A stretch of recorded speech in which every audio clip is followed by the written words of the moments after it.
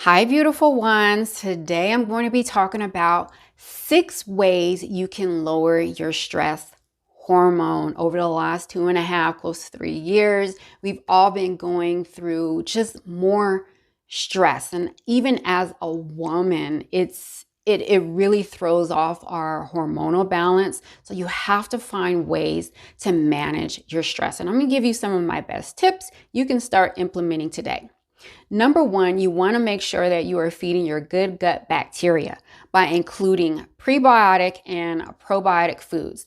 So far as your probiotic fermented foods, like think of your sauerkrauts, your kimchis, your kefir, and yogurt. As far as your prebiotic foods, you want to add in some apples, green bananas, asparagus, leeks, onions, and garlic.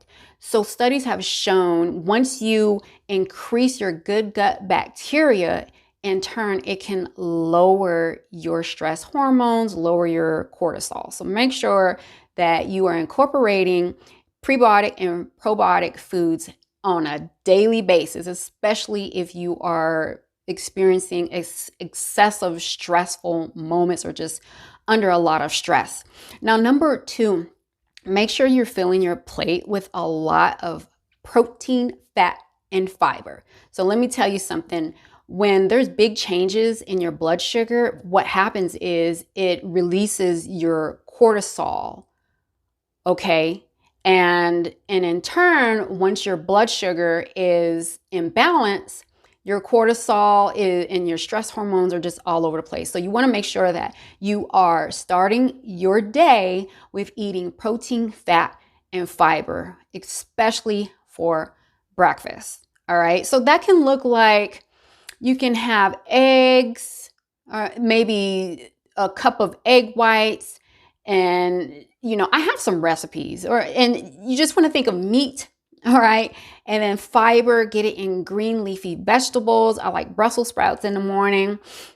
And as far as fat, I actually cook my food or saute my vegetables in maybe just a tablespoon of coconut oil. So that's just a sample, because I know sometimes when we're in a hurry, I know because I have a lot going on as well, you want to make sure that first meal of the day, you want to stabilize your blood sugars, because once your blood sugars is stabilized, then your cortisol levels can decrease and you find that you are less stressed. All right, so make sure you add in those prebiotic foods, probiotic foods, and fill your plate with protein, fat, and fiber. So number three, you want to prioritize sleep. When sleep deprived, your body can enter fight or flight mode and releases cortisol. To make things worse, on tired days, you may get more caffeine, which further spikes your cortisol level. So try and get in at least 7 to 9 hours of good sleep. Or if it's possible, then try to squeeze in a nap during the day. So what I do is, when I'm working, I get an hour lunch break and then I get 2 15-minute breaks. Take one of those 15-minute breaks and take a power nap, and then use the other 15-minute break and take another power nap. Either go to your car, go somewhere, and you have to make sure you're getting in that sleep, because it just makes it difficult for you to just work the rest of the day. You're just completely stressed out. All right. So number four, you want to manage your emotional stress. Chronic emotional stress is the number one cause of increased cortisol levels. When experiencing chronic emotional stress, your body can't distinguish the difference between being chased by a tiger or even a stressful deadline at work. So try to manage it by including some de-stressing activity in your day. Like I typically like doing either Pilates or a lot of walking. Walking in nature is so relaxing, so soothing, and it really decreases your cortisol levels. And then just take time out in nature and just any type of movement. If you like yoga, even yoga and meditation. For me, I like prayer. I like spending time with God and in prayer, but you do what is best for you. But you have to find ways to manage your emotions.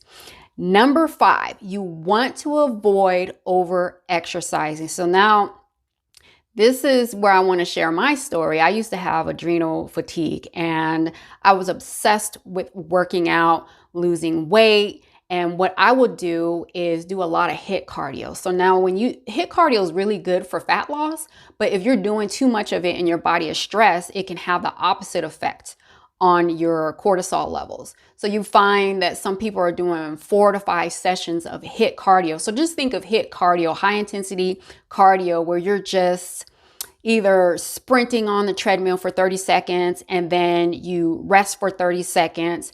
And now it's really good for fat burning, but doing too much of it is just too taxing on the body. So you just want to partake in more exercises, maybe to even just go and take a dance class at the gym, and just go for a walk again.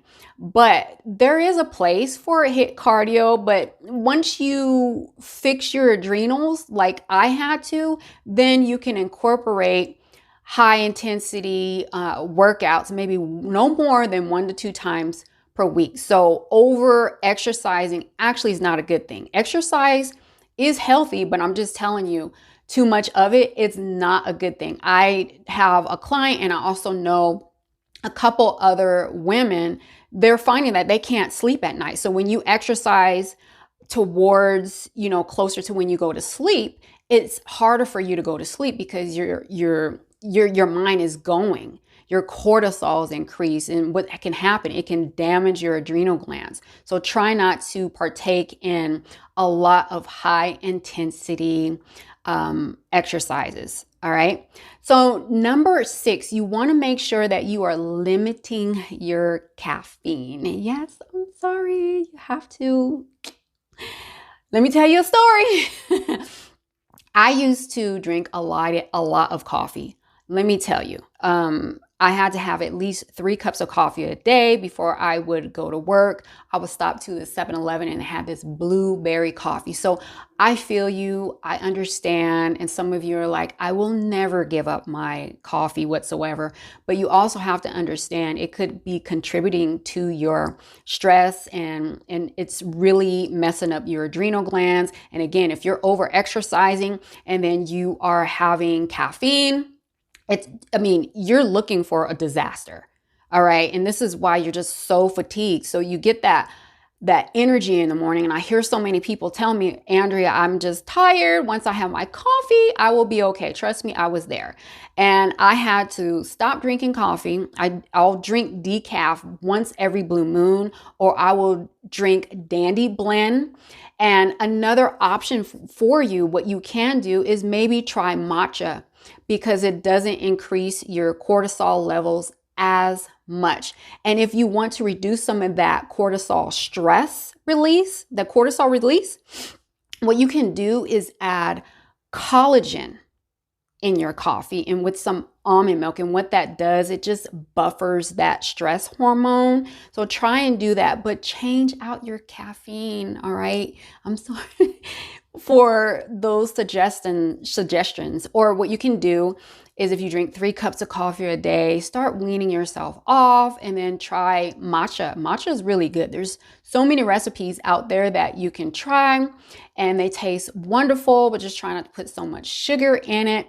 And you don't want to, it can affect a woman, especially a woman, if you drink caffeine on an empty stomach, because I do know several women that they like to intermittent fast and they will have their, I think is what, the bulletproof coffee in the morning. And that can affect your hormones and your cortisol and your adrenal glands. So look into, it's a Dandy Blend, like dandelion. It doesn't taste like coffee, but it makes you feel like you're drinking coffee just a little bit. But matcha is really good. And again, just try it. There's so many recipes out there because I really care about my watchers, especially about ladies. I've been there, especially when it comes to over exercising. I was a fanatic, and as well as, that caffeine spikes. So if you want to lower your stress hormones, Please make sure that you follow some of these suggestions.